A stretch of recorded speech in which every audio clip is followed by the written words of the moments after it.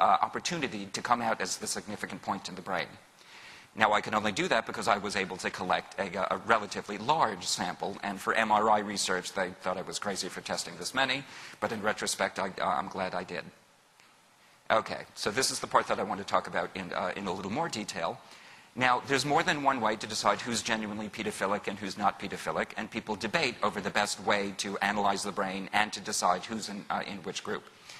Today, we only have time to go over this particular set of results, but they matched up pretty well. So we decided who was and was not pedophilic. If they said that they were pedophilic, we believed them. And if they didn't say they were pedophilic but had a series of offenses against kids, you were in the group anyway.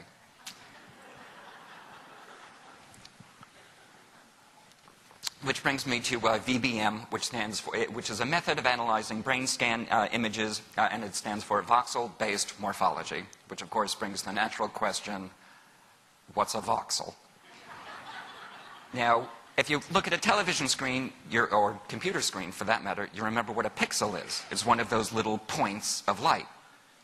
A voxel is the same thing, but for the brain, in 3 dimensions, because I have a 3-dimensional image of the brain. So it's a volumetric pixel.